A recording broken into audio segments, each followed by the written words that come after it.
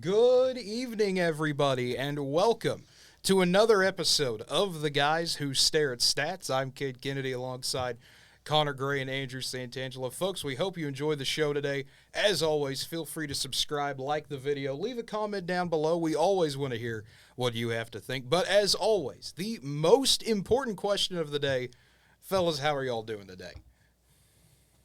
I'm doing fantastic. Final Four Saturday, the best sport in the world's coming back on Thursday, just 2 days away. I couldn't be more happy right now. Yeah, can't wait for some baseball to get started, and obviously the climax of the NCAA basketball tournament is almost all the way here. Sir, I'll have you know the best sport is already on. The XFL. No, I'm just joking. It was a fun game the other day, though. I don't know if you saw the DC-Houston game, but watching former Big 12 refs nearly destroy the entire game, it was great. Seeing people that I've seen ruin games a handful of times and watching them do it again. It was a fun time. And it was at DC, so we get the beer snake as well. But it's always a fun time there. But we have some football stories to actually get to before we actually get into our main topic today of basketball going on. We've got to start with the Lamar Jackson trade request that technically came out a long time ago, but we're just learning about it now with Lamar tweeting it out. And so it brings up the interesting conversation to have now. If you're the Ravens, where in the world do you go from here? If you're Lamar, where do you go from here? I mean, the Titans possibly could chase him. The 49ers are a possibility that's been thrown around, but that'd be a little bit weird to handle, especially with how Brock Purdy just played last season. There's some teams to go to. The Colts are another one. There's a lot of options to go here. It's a weird situation. Obviously, the Ravens have messed up the situation, and now it's gone to where it is, and he wants out, and rightfully so with the way it sounds like it's been handled. But here's the thing. Whatever team's trading for him, I'm being cautious. I mean, you're going to have to give up a lot, one. Two, you're going to have to lock him up to a giant deal. And here's my issue with it is obviously he's talented. Obviously he's up there. But, I mean, how much you willing to give up for a guy who hasn't proven himself in the playoffs? I mean, is he that much better than, say, like a Dak Prescott? I mean, you look at some of these guys in the league, and this is where I'd be cautious with the prices. Is he going to beat Mahomes? No, he's not going to be better than Mahomes. Is he going to be better than Josh Allen? No, he's not going to be better than Josh Allen. If the Jets end up getting Aaron Rodgers like expected, is he better than Aaron Rodgers? No, he's not better than Aaron Rodgers. And I can keep going in the AFC. I mean, that's just three guys right off the bat that I'm not going to sit here and say he's better than, and he's going to have a tough time beating. So I think, I mean, you have to be careful, in my opinion, what you give up because you could set your franchise back. Because here's the other thing is he obviously wants out of Baltimore. Things didn't go well.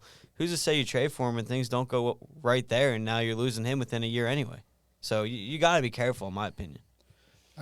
One thing I will say is that the last two seasons he's just made it over like would be the halfway point because last year he's only played 12 games, and some of that has been through some injuries, but he's missed significant amount of games if you're just talking about the last two seasons, and also just hasn't been a proven winner as a quarterback. Like we've seen how like the MVP year he had, which is over almost 4 years ago at this point, he's proven he was really talented. He had so much potential, but one thing I can say give him is that he doesn't have, when it comes to like weapons, he's never had like definitive.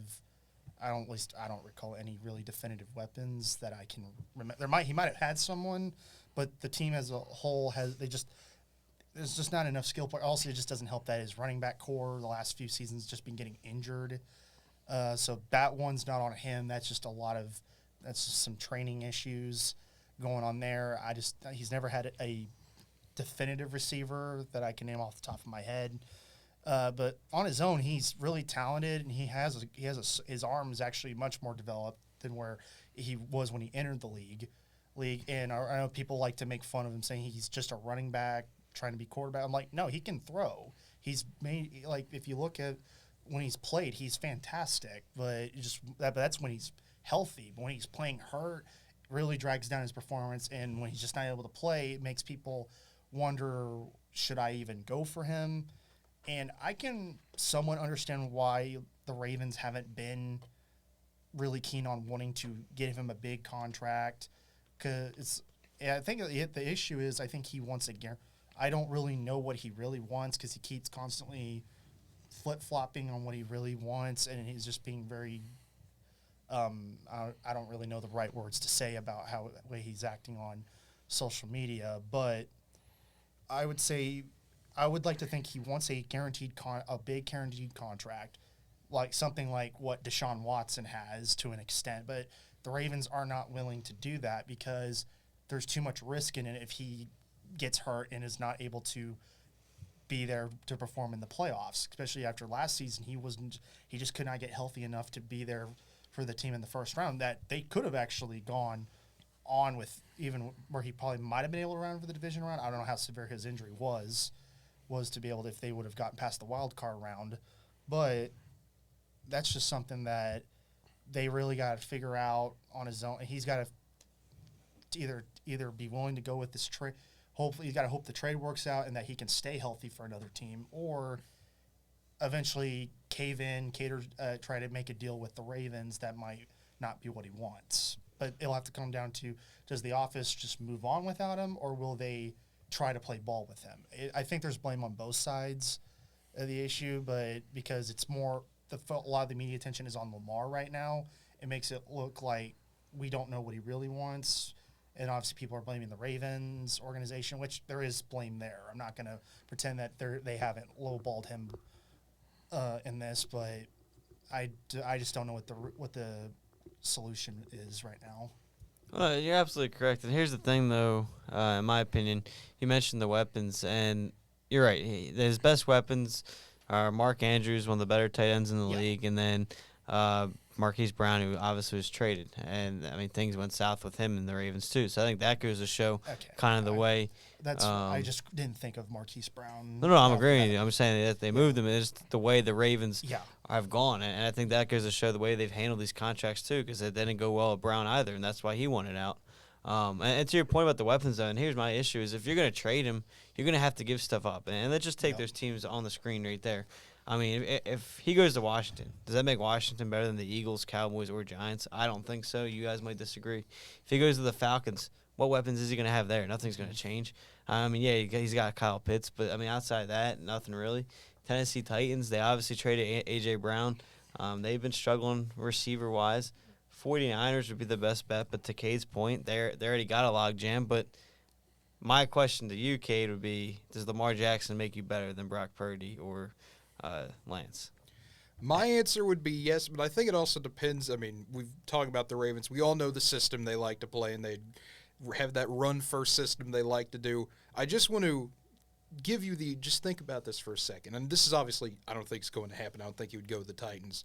But just imagine a Derrick Henry, Lamar Jackson read option. Just imagine how fun that would be. I just want you to contemplate on that for a few seconds. Just imagine if that was to somehow happen. That would be a fun offense to see, but at the same time, you've got to be able to throw the ball. Connor, you mentioned it, Lamar Jackson's arm. It has improved. If I had to guess today, of those 5 that are on the screen right now, I would pick the Colts just based on the Colts are kind of that revolving door of quarterbacks right now. This would be the 6th or 7th straight year, it would feel like, that they've had a new quarterback come in for 1 year, and then who knows what happens after that. But like you mentioned, Andrew, if Lamar went to the Commanders for something, for example, they're not going to beat the Cowboys. They're not going to beat the Eagles. They might be better than the Giants, but that's still a coin flip scenario, and anything could happen when those two get together. The Falcons have already committed to Ritter. They're going to tank for a while, that division, even though it's winnable at times. I mean, we all saw what happened last year. The Falcons have their own plans going right now. So it's going to be interesting to see. And the other reason I have this specific section of the article mentioned here from ESPN, the asking price. We already mentioned it. Connor, you said the Deshaun Watson-like contract. That's Lamar's asking price right now. And the compensation, 2 first-round picks. Do you want to give up 2 first-round picks to maybe compete for who knows how long? We don't know how long Lamar's going to stay healthy for a season. I would say the only, like, in regards to trade of what, and it's just like first 2-round picks that the Ravens are asking for, that would have to come down to if a team is in win-now mode and have picks to give. And there's not very many of those teams, and certain teams are already looking at have already looked at other options whether they picked him up in free agency or they're looking at another trade, like the Jets wanted to get Aaron Rodgers, per se.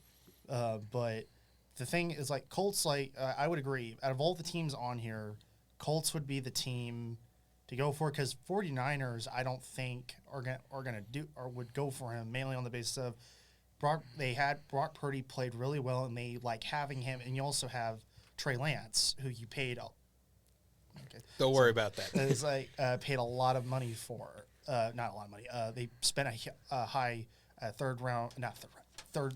Okay, that's don't worry, folks. The reason why we're all kind of looking confused is our wall is currently falling down behind us, as you can see in the window we have right here.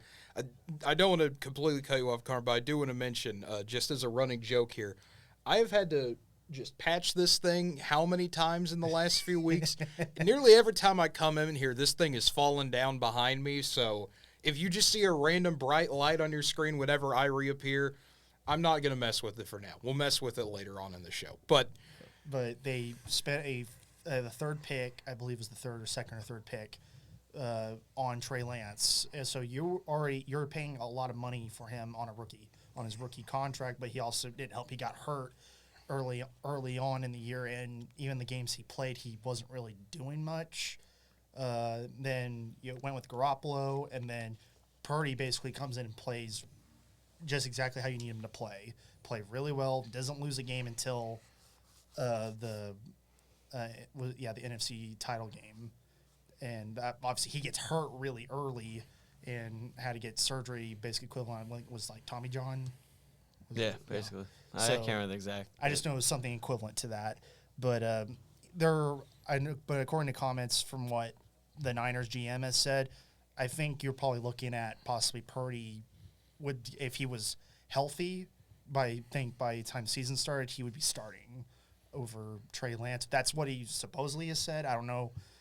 No one's really confirmed if that's what he actually said, but I think on investment, you'd still try to get Trey Lance, and I don't think the Niners really have much to give in regards to first-round picks. So I don't think the fact that they're even listed on here, that's not going to happen. So I'm actually going to counter that, and that's why I asked you, Cade, if Lamar Jackson makes them better.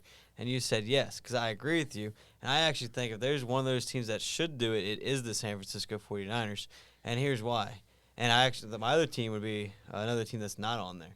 We went through the Colts, Commanders, and Falcons. You're going to trade everything up to get Jackson. You're not in position to win.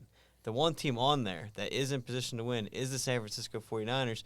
And you don't have to trade as much draft capital, in my opinion, because you have a young guy in Brock Purdy. You have a young guy in Lance. If you're getting Jackson, you know one, if not both of those quarterbacks are going a part of that deal to Baltimore to try to save Baltimore from tanking for a quarterback, because that puts them in position. They'll get a bunch of second-round picks, maybe even one first-round pick, and you get a quarterback to add. So in my opinion, I agree with you. It does make the 49ers better, and that's why they should do it. Because, Connor, you talk about the weapons that Lamar Jackson's never had. Imagine him on the 49ers with Ayuk and Christian McCaffrey, George Kittle. That puts them, I think you could argue them with Lamar Jackson. They could be the best team in the NFC on paper. Actually, I was about to say that because you brought that up. I was like, you trade probably more likely. They're more. I think out of all the two quarterbacks, they're probably going to trade Lance to keep Brock, especially with how well he played, and that he's a viable backup for Jackson whenever Brock is back and healthy. But Lamar has less pressure on him because you have to worry about McCaffrey. You have Kittle. You have Dabo. Why am I messing up names? I know. Are you thinking of Debo? Debo. There we go. I'm sorry. That's okay. Happens to all of us. But you have too many. But that team, with the weapons that they have, that works perfect for Jackson. So that does actually make sense now that you actually brought all that up, because I just wasn't thinking about it. I'm like, they have Brock Purdy. What do they have to worry about? And then it's like, oh wait, they can just get rid of him. If you don't want to worry about Lance possibly becoming a liability for you, you can just trade him off for Lamar. Well, because here's the other things. You dealing with two guys that both got hurt last year. Listen, we all hope they come back healthy and the best they've ever been. But you don't know that. We've seen baseball players with that type of surgery go down and never come back to the same guy. Yep. Who's to say Brock plays that good ever again in his career? And obviously, again, hopefully he does come back healthy and better than ever. But there's no guarantee of that. So get a guy who you know is going to go out and perform. And that, real quick, that's why my other team here, same thing with a bunch of weapons. And you could trade a young quarterback who was out most of last year, and that's the Miami Dolphins. I think Lamar Jackson makes you a better team than with Tua. And if you're going to give Lamar Jackson, Tyreek Hill, and Jalen Waddle, I mean, that's almost – I mean, that would be a fun division to watch too, like just watching those guys battle it out. So, again, it's maybe you might say it's not fair to those quarterbacks, but that's part of the game in the NFL. And, again, Tua would go to Baltimore, have a chance to prove himself there because, again, especially with his injuries too, you don't know what these guys are going to do next year. Andrew, you mentioned the AFC. I want to throw out an even funnier scenario here because there's some rumors I had heard, and keep in mind this is just still speculation at this point, obviously. But I'd heard someone brought up the idea of Lamar to the Patriots or maybe something like that, trying to trade Mac Jones away or some situation over there. And imagine just that AFC East where you have Buffalo, you have Aaron Rodgers going to the Jets, you have Lamar at the Patriots, and you have the Dolphins. You want to talk about a cutthroat division right there. If that was to all happen, my goodness. And then, of course, the scenario of if the Jets just decide to be the classic Jets and go after Lamar instead of Aaron Rodgers, which would make no sense whatsoever at this point, but you could still see them doing it. They're the Jets. I will say the system that San Francisco runs is very obviously good with Kyle Shanahan at the head. It's a much more friendly system to quarterbacks, and I think it would also giving him behind that offensive line unless some deals happen in the offseason. It's a line that will be able to protect Jackson more, and I think Jackson would be able to play practically the whole season. Unlike in Baltimore where he's had to play hurt because his line didn't protect him. And I understand with Baltimore's system, it's more run happy than pass happy. So that's another thing where if Lamar can rely on his arm more instead of having to run first and chance of actually hurting his legs. So that's where I think it would work better for Lamar if he went to Frisco, because he's definitely been dealing with more injuries ever since he's been with Baltimore. But that'll take us to our next segment. I did not expect us to have 17 minutes of Lamar conversation, but hey, no, there was more. I enjoyed it. About it. I enjoyed it, but that takes us over to a completely different sport, over to basketball, the NBA standings as we look at it. Folks, it's almost playoff time. It's hard to think April's around the corner, that playoff push going on. When you look at the Eastern Conference right now, Milwaukee trying to establish themselves as the 1 seed, but Boston just 2 games behind, and the Sixers and Cavs have already punched their tickets in, all in the top 4 there. Things start to get interesting when you move down to the 5th spot. The Knicks are in the playoff hunt, not the play-in hunt, the playoff hunt. The Knicks are continuing to play well right now, 11.5 back out of first, and the Nets are just a few games behind them. And it's weird to think it's a Nets team that, yes, they're not going to be as great as they were with Kevin Durant and Kyrie Irving when they were on the court at the same time. But it's still a fun Nets squad to watch, and they're still playing scrappy out there. And then the Heat, Hawks, Raptors, and Bulls all currently in the play-in right now, but only 3 games out. The Wizards are trying to claw back in with the Pacers and Magic as well. The Hornets and Pistons already eliminated. Yeah, I think it's pretty much the top 3 will fight for a spot in the NBA Finals. I think they're a tier above a lot of the other teams. I will say the matchup to look out for is where do the Heat fall? They're starting to play a lot better. If I'm the Sixers or Celtics, you want to avoid the Heat. I mean, you give Jimmy Butler a chance in a 7-game series. Who knows what's going to happen? They have an experienced coach, an experienced team. Miami's the team out of that group. As a Sixers fan, I'd be much more afraid of than Brooklyn. So I'm someone that's really hoping Brooklyn holds on for that 6th spot for that first-round matchup. Knicks, obviously, there could be a tough matchup, but I can't see them getting by the Bucks. I think in the second-round matchup. I could see them beating the Cavs, though, if that's the way it held up. But, I mean, again, I think Milwaukee, Boston, Philadelphia will be the 3 teams fighting there for that conference or the Eastern Conference. Yeah, just but obviously I'd say top 3 teams have. I know they're not. I know Sixers are not that much different from where the Cavs are, but I still feel like those top 3 teams are your favorites, regardless of. Even if Sixers fell down to 4, they're still. They'd still be favored over the Cavs for a deep playoff push. Obviously, Milwaukee's the team to beat, along with the Celtics, with the way they've been playing most of the season. So it's going to be some fun basketball down the stretch. It absolutely is. And then you look at the West, where there's just no separation, folks, in the West. I mean, that's been the story the whole year, but you can't get a clearer picture than right now. Denver and Memphis trying to battle it out. The Nuggets 3.5 games above the Grizzlies for the 1 seed. And Memphis, I mean, they're continuing to play well. You get Ja Morant back. The Grizzlies have won 6 in a row. The Kings, I mean, we talked about it a while ago. The story of the year, so to speak, Sacramento, 45-30. They are right on the edge of making the playoffs for the first time in a long time, folks. So going from being one of the absolute worst teams in basketball last season to now they're right on the doorstep to claiming the third, probably a third, and if depending on how things go, they could get that second spot. But it depends on how things line up. And I just love how looking from 4 down to where the Jazz is on the list. It's like there's like you said, there's no separation right there. Almost all those teams could. Within a week or 2, everything drastically will change. I mean, that's really how it's been. You've had a few weeks where, you know, if Oklahoma City wins 3 of their 4, Dallas loses a few games, the Lakers lose a few, the Pelicans, you know, maybe split and go 2-2. Everything can drastically change. And, I mean, the 4 seed, the Suns, Kevin Durant about to come back. He's set to return today against the Timberwolves. There's a possibility the Suns can maybe catch the Kings if they get enough breaks to go in their way. But otherwise, Phoenix obviously going to be an insanely tough 4 seed to deal with. The Clippers only half a game behind them. The Clippers, I mean, continuing to play good basketball as well. They've won 7 of their last 10. And I was gonna say, sorry, I didn't mean to cut you off, but I was gonna say, like, any team that has Kevin Durant, that's gonna be someone you don't really want to mess with quite a bit. I mean, obviously, Suns have. Obviously, I know having Kevin Durant back will definitely help the Suns out a lot more, but that's still someone you don't want to really mess with any one time you have to go up against Kevin Durant. And then you look at the 6th seed, the Timberwolves. They just got Karl Anthony Towns back. They're getting healthy.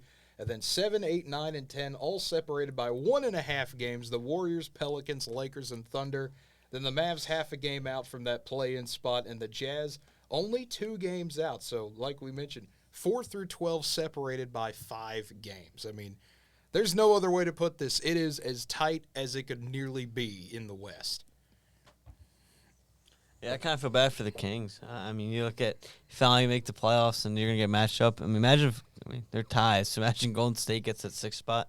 Hey, welcome to the playoffs. You get to start with Curry and Klay Thompson.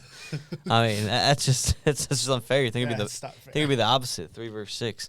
In that sense, Warriors being the 3. But no, it's a shame some of these matchups with how close they will be. I mean, you look at a team like the Clippers, 2 great players in George and Kawhi Leonard. I mean, 2 guys that would have to face off against Kevin Durant, Chris Paul, Devin Booker. I mean, that's a series that you could argue would be better than whatever ends up being the Eastern Conference Finals with the amount of talent in that first-round series. And those 2 teams would battle it out. And, I mean, I could see either one of those teams making it to the finals. I mean, you look at Memphis and Sacramento, 2 very young teams who could be pretty vulnerable come playoff time. So we'll see how it shakes out. The playing game will be pretty wild, too. You got a lot of talent there. If you think about it, LeBron James, Anthony Davis could all be in there, along with Klay Thompson and Curry if the season ended today. So, I mean, it's weird. And even if the Mavericks get in there, now you got Luka and Kyrie both in that playing game atmosphere as well. So, and there's a lot to go for here, about 6 to 7 games left, depending on which team you're a fan of, and we'll see how it all plays out here in a week. Yeah, I mean, like you mentioned, Connor, anything could change here. We could come back next week and everything could be completely different. There's no telling what is going to happen here in the West. And literally just on a day-by-day basis for me, obviously as a Thunder fan, it's like I got to find out if they're out of the play-in or in the play-in. I mean, because they can't make up their mind if they want to be in the playoffs or not.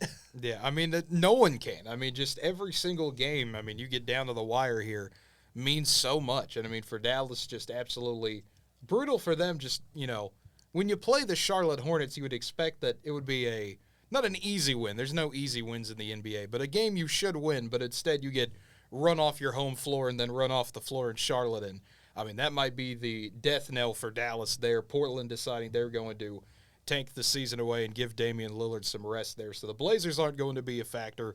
And, of course, the Spurs and Rockets are so far out of position, they're trying to get a certain Mr. Victor Wembanyama instead.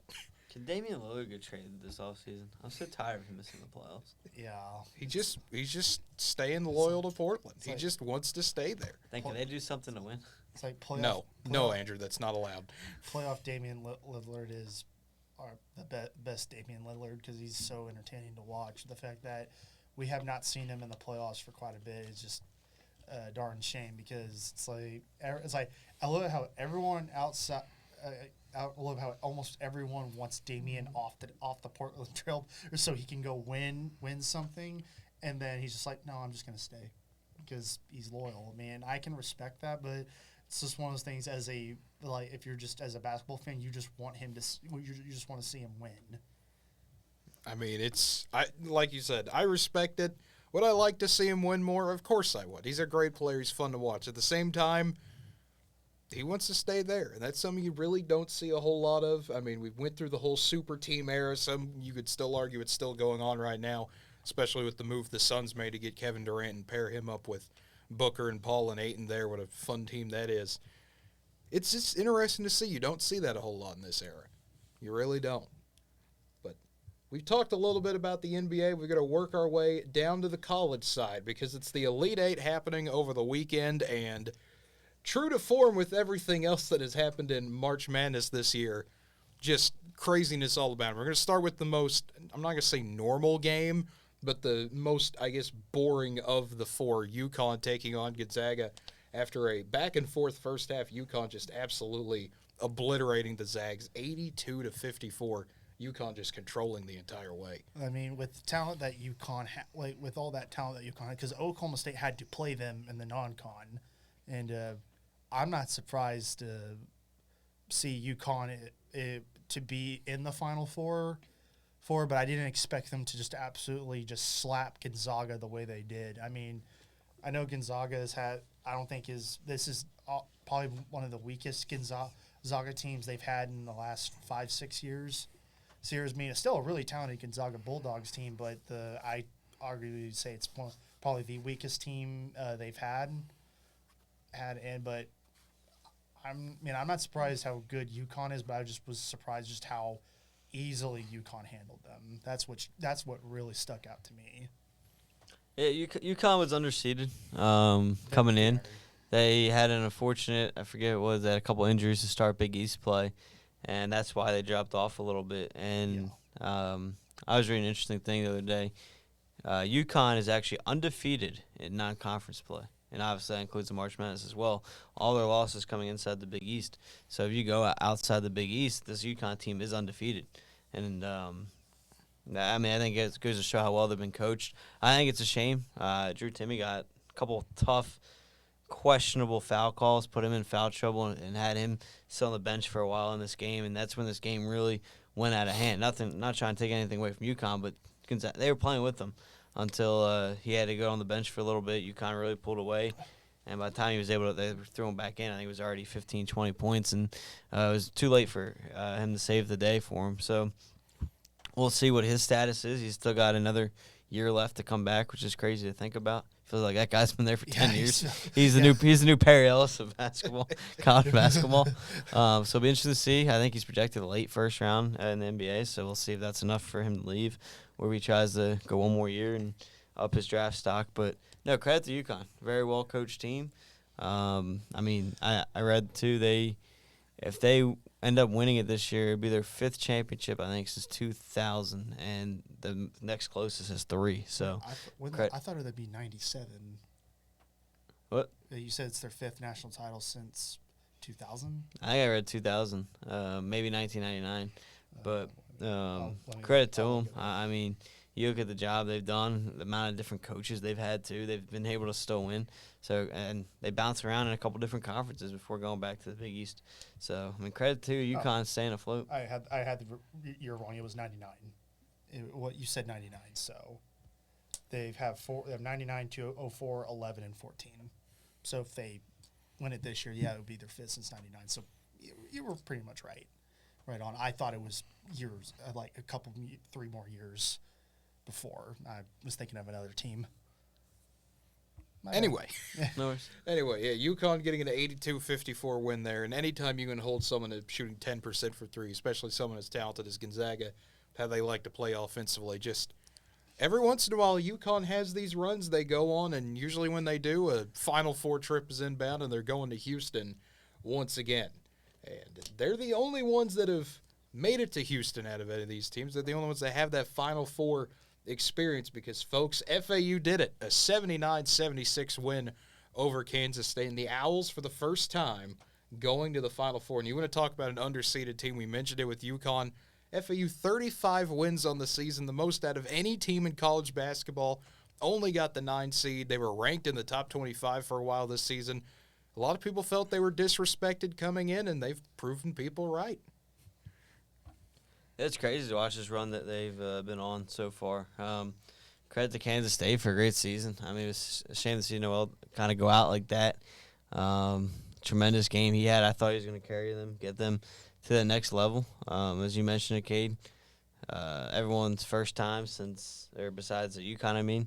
And the one that surprised me there before we get to their game is Miami. I was shocked that they've never been to the Final Four before with their history just as a university. But no, this Florida Atlantic team keeps fighting. They're able to play well defensively, and credit to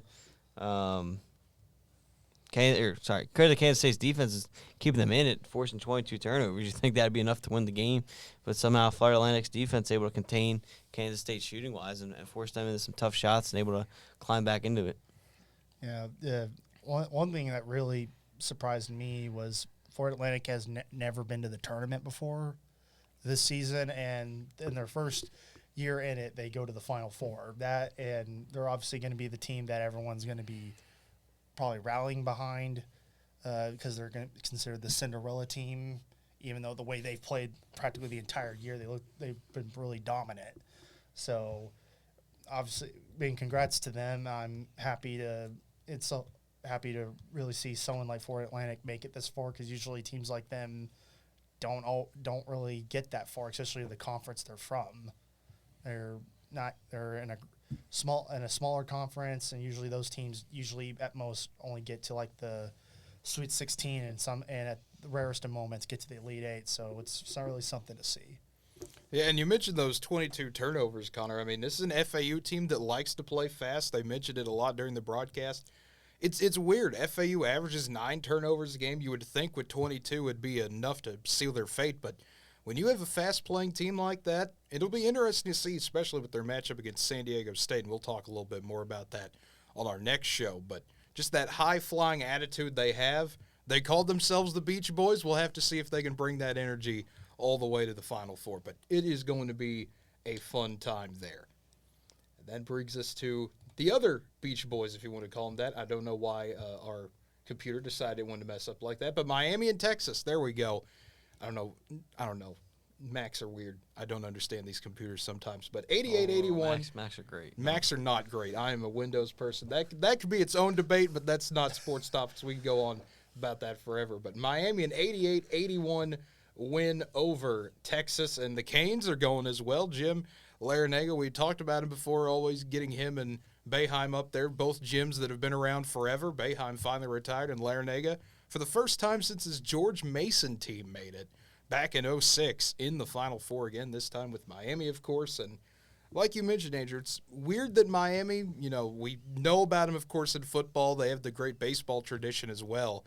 It's weird that basketball, kind of the missing piece there, and now they've added to that legacy. Yeah, no, it was crazy when I saw ESPN put up that that's when I first saw it. They put up a graphic, and it said never, never, never, and then whenever last time UConn was in it, I forget the year. Yeah, they were in it, but no, it blew my mind. And to your point about the two gyms, they are twins. If you look at pictures of them next to each other, they look very much alike. But no, Miami went out here. Credit. I mean, it was a battle. They go down midway through the game, go down. I think it was 13, 14 points. And I think everyone was like, okay, this Texas team, it's been dominant all year. Is going to be able to close it out. They had the experience against a lot of tough Big 12 teams and closing out games. And all of a sudden, here comes Miami. They find a way to climb back in it. I think it started with their – just a moment here. I'm looking at the broadcast here, and I realize that it's showing Creighton, San Diego State. So you can keep talking here. I'm just going to try to figure out if I can fix this real quick. Maybe, maybe not. We may just be permanently messed up here. But anyways, you can keep going. So credit to them. Even with their struggle shooting, I mean, they only shot 25% from behind the arc, and they're still able to come back and win this game. I mean, that's just like unheard of in today's basketball. And I think a lot of credit to them in the sense of that they battled, came back, and then obviously they get that call at the end. I agree with it. A lot of people were saying it should have went the other way, but I think it was the correct call there. And Miami takes advantage of the foul line and because the Miami player though they were still pretty close to each other. He jumped straight up. Texas player backed into him. I understand he was trying to block him up, but he kept going, and it caused the Miami player to flip, and that's on that is on Texas. It's like, as much as people don't were mad at that call, I'm like, that was the correct call, because it's like, it's not one of those where it'd be different if the Miami player tried to jump, put his body over the guy and try to grab the ball, and then he backed up. That'd be different. But the Miami player went up, and Texas player backed and made him fly over him. So that's where I'm definitely with that the referees got the call right. And at the end of the day, Miami, Texas had a double-digit lead.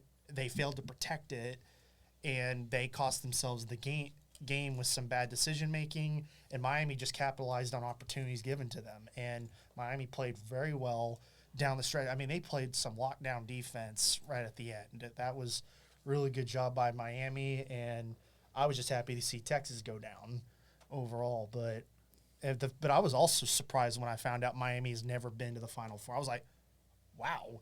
And kind of thing, they're the only power conference team that's actually that would be considered a power conference to make the Final Four. Because is the Big East still considered a power conference? I would consider power conference. You've got, I think it's like Power 6 when it comes to basketball, because the Big East stands out. So we have our power matchup and our non-power matchup, essentially. But I want to look at the just game flow chart here, because ESPN always provides these. And, I mean, you guys mentioned it with the big run Miami had. Just you look at a starting point, 11-point lead for Texas, 64-53, 12 minutes to go. Miami just slowly catching up. But it was weird to see, because, I mean, Texas is in Kansas City, a place they had success earlier this year with the Big 12 tournament. I'm not going to say Texas was rattled, but they were definitely thrown off their game for a bit. And that's something that you really haven't seen with the Longhorns at any time this year. Something that kind of came out of nowhere. And credit to Miami for capitalizing on it, riding that wave of momentum, and making it all the way to the Final Four. That's really all you could say there. And, I mean, it also helps when you have someone go perfect as well, 7 for 7, 13 for 13 for the line. Miller played absolutely fantastic. And that brings us to our final game to talk about in the Elite Eight, San Diego State and Creighton. And, folks, this was another fun one, just down to the wire at the end. You had the controversial calls, I guess you could say, both controversial calls if you really want to get down to it, of whose ball was it really at the end of the game, how much time was left. Everyone agreed on point 2. The ref said, no, this thing's over with. And then the foul at the end of the game, San Diego State getting the free throw. It is a foul. We can all agree that is technically a foul, but I think it brings up the argument of, do you call that there in that situation at the end of the game, or do you let it slide? So, first off, this was a phenomenal game. Both teams battled throughout. Again, just a very defensive game here. Both teams going back and forth. It's funny. It was defensive and both teams holding each other low scoring-wise. So it wasn't like we're watching a lot of teams throwing the ball out of balance, forcing turnovers, and it was getting annoying watching a bunch of turnovers. No, it was just good defense, forcing tough shot after tough shot. and having find a way to win. And to your point here, Cade, no, we were robbed. We were robbed of 5 minutes of overtime, and I will die on this hill. What happened here is, if you want to take out the rule book, go to whatever page, whatever section of the rule book that call is, go for it. You can make the call, I guess. But when you look at it and you look at all the other games going on in this tournament, especially that weekend, you look at the other games, 39 fouls, 38 fouls, 35 fouls total. You're looking at both teams over 20 foul shots per game in those games. You turn on this game. You're watching this game from front to end, or start to end. You have a total of 17 foul shots taken between the two teams. Barely, I think it was 26 total fouls. You've let them push. You've let them shove. You've let them be physical, elbow down low. You've let them go, everything go the entire game. And then you come out and make that call in that pivotal spot. If you're calling every ticky-tack foul throughout the entire game, you know what? Go for it. This is where I turn to. It's similar to every other sport. All you want, I mean, we all know it's human nature. Refs are going to miss a call. No ref is perfect throughout an entire game. All people want is consistency, and you didn't get that in that call. And you look at baseball, when you just have an umpire, that's like the umpire changing his strike zone there in the top of the ninth inning or the bottom of the eighth inning. You look at, I'm going to bring it up, it's like the Super Bowl call too. I mean, that's why the only reason why that call was controversial is because it wasn't one other holding call in that game when Bradbury got called for the hold at the end of the game. It's you let him go the entire game, and then you make that call in the most pivotal spot of the game. And here, you had two teams fighting throughout the entire game, going back and forth, and you make that call when it's a tie game. The last shot of the game, we should have had overtime. They should have let 5 more minutes decide the game, and it's a shame because I do think Creighton got robbed there in that 5 minutes for another 5 extra minutes. Again, if you want to take out the rule book, go to section, whatever, I guess technically it is a foul. Even I still don't even think there was much contact. Was there contact? Yes, but I've seen a lot worse, let's just say that, than what happened on that play. And I don't think they should have made the call. I have no I didn't get to watch this game, so I'm sorry if I provide very little to this conversation. That's okay. It's like the other games I was able to watch, but I never got to see this game. Yeah. To me, it's one of those that, and you make a good point for it, Andrew. There's the letter of the law. Is it a foul by every rule in the book? Yes. But at the same time, it annoys me, and I don't know how many times we've seen it this year in a game, where the final 5 minutes are officiated differently than the first 35. Oh, yeah. And it doesn't make any sense, and it will never make any sense. I mean, I saw it happen when OU played Kansas this year up in Lawrence. Perfectly normal officiating the entire first 35 minutes, but then magically in the final 5 minutes, no one can breathe on each other, or it's a foul. And I don't know what the obsession is, and this is not just, one specific conference or one. This is a league-wide thing. If you're going to call it in the first half, you have to call it in the second half. I'm not asking for refs to be perfect. No one is going to get every single call right, and if they did, every basketball game might be 3.5 hours, especially in college. But be consistent. If you're going to call that at the end of the game with everything on the line, you better call it the rest of the game. That's where I stand on it. Is it a foul? Yes. Should it have been called there? Technically, yes, but, I mean, does it match the flow of the game? No. Well, and you look at it, that foul for Creighton was their 6th of the half. Mm-hmm. That foul didn't even put them in the bonus. That's how no calls they were making the whole game. San Diego State had 7. The Creighton was only shooting a 1-and-1 at the time too. It wasn't like you had 15 fouls on one side, 13 on the other side. It was 5 to 7 before that call, 6 to 7 after that. That's why I have huge issue with it, is because you let them play the whole game, and it's a shame. The end of the game, wanted to touch on that one real quick. I don't really care as much on that because, you're getting maybe 0.2 of a second. You're going to have to put a lob up at the basket for it anyway. It would have been tough. And, I mean, I watched that replay just as much as anybody else probably at the end of the game. I definitely couldn't tell. And I think the best case if you're going to put clock on there, because the clock did run out and you weren't able to assign possession, the only way you would have done anything, and I think this might have leaned into the decision, was the best case scenario if you did put .2 back on there, was you were going to have to do a jump ball, and San Diego State had the arrow in their favor. So regardless, even if they put 2/10 back, I think you're getting San Diego State's ball anyway. And that's what I wanted to see if you agreed on that, because that was my kind of positioning there. Was I think it was going to be San Diego State ball anyway. There were some clock issues going on that entire regional, it felt like at times, where, did the clock even start on time on that play? You would have had to go through, review that whole thing, and that might have been the conclusion they came to anyway. But, folks, it'll be a fun Final Four. That's all we could say. We'll talk about that hopefully on Thursday this week. I think we can hopefully be all here for Thursday, maybe not. We'll see. There will be another show at some point this week, but that will wrap it up for today. A lot of topics to get through, none in terms of, going one by one, but just such a fun time. We're in the thick of it in sports, folks. It's always a great time. But like I said earlier, if you like the show today, feel free to like the video, subscribe to the channel, leave a comment down below if you're watching on YouTube. If you're watching on Twitch, feel free to give us a follow at NWTV7. That is NWTV7. But for Andrew Santangelo and Connor Gray, I am Cade Kennedy saying have a great one, everybody.